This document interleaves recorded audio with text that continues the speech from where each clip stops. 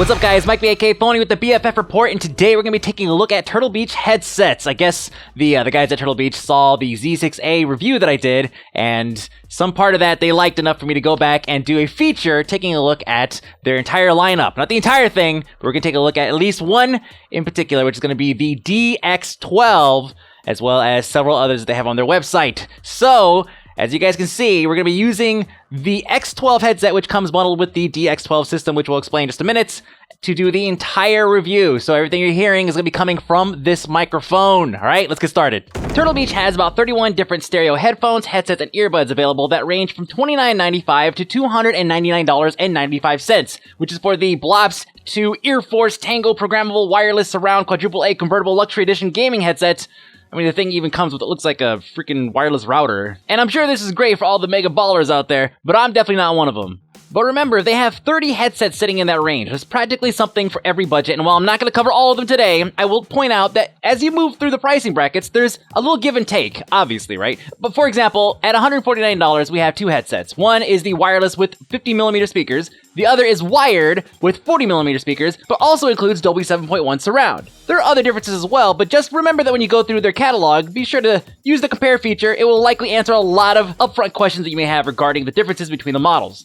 Now today I'd like to focus on the DX12, which retails for $129.95 USD and comes with two components, which separately cost $79.95 and $59.95. So basically, you save $20 on the bundle, but this particular deal is only available at Best Buy or on their website. But before you go jumping all over that, let's talk about these individual components, because you might decide to mix and match things a little bit, and I'll tell you why. First of all, the D-Series headsets come with the Dolby Surround Sound Processor. It's a DSS2 breakout box, which is used to control volume, EQ, auxiliary, and analog inputs, and obviously to control surround.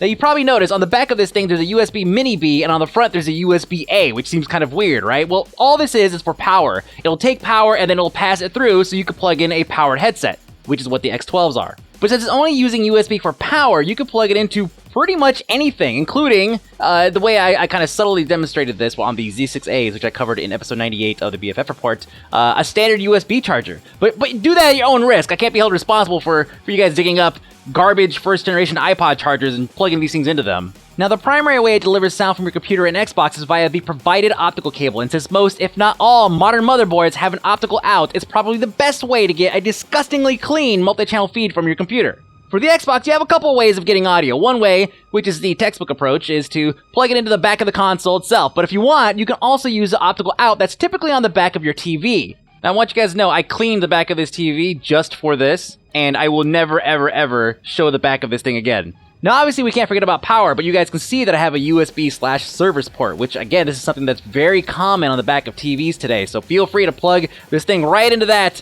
and if your headset explodes, it's not my fault. But what I will tell you is that for all of the shots that you see of the DSS2 in this video, I am plugged into the back of this thing, just mainly for power.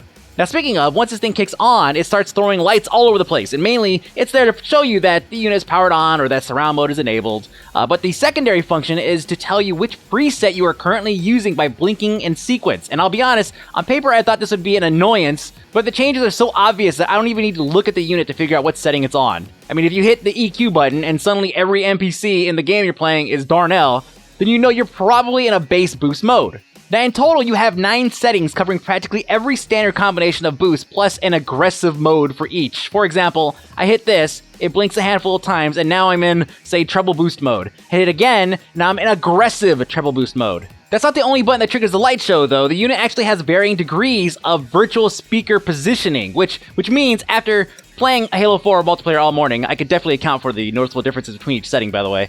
This is actually kind of the handiest function I've seen in a surround setup. For example, how you feel comfortable calculating perceived distance or direction isn't necessarily the same way that I do. Does that make sense?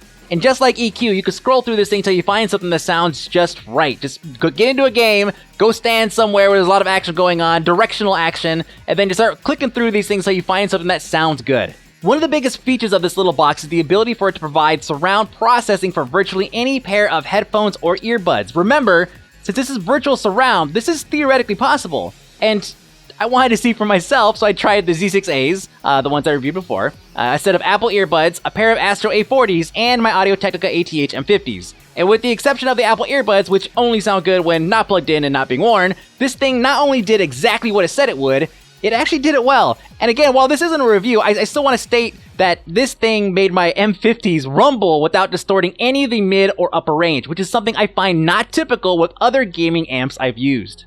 Now, as I mentioned, this particular bundle comes with the X12 headset. You could buy the DSS2 by itself if you'd like, but since we have both things here, I might as well go and take a look at them. And it's a stereo headset which has a simple breakout cable with a USB for power, an 1/8 inch for audio, and 1/8 inch for your microphone out. But what it doesn't have is a breakaway cable separating the headset from the majority of the cable itself. Remember the Z6As, they had a little breakaway there? And I would normally take issue with this, but the cable is 16 feet long, and coupled with the 6-foot cables on the DSS2, you have plenty of room to be an idiot. So let's not nitpick this thing. And again, this isn't a review, but I would like to say that the 50mm speakers in these things can take quite the beating before yielding. I mean, it's not exactly fair that I use a studio-grade amplifier to shove Dead Letter Circus into gaming headphones, but it was fun! The microphone almost threw me off when I moved it because I thought I was actually going to snap it off, but it turns out it's a flex gooseneck style metal encasing, which means you're probably not going to be breaking this thing off anytime soon. Now further down the line, there's an inline control for volume, microphone mute, a port for your Xbox controller, and a bass boost. Yes, you can yo-dog the bass boost with this combo. It's kind of not that amazing. Now remember, I'm highlighting a bundle. You can mix and match most of the Turtle Beach headsets with the DSS2 and take advantage of its processing, or even just use whatever you have at home, unless it's, of course, those crappy Apple earbuds, in which case, just throw them away. Alright, so that is it, and of course, enjoy your holidays, whatever it is you guys are celebrating. Go have fun, buy stuff for other people, hopefully you get stuff that's of equal or better value back. And stay tuned, before the end of the year, I'm going to be getting out the top 5 most controversial games of 2012, and I'm smiling because I have a feeling everybody probably knows what number 1's going to be. It's not even going to be a surprise. Alright, we'll see you guys later.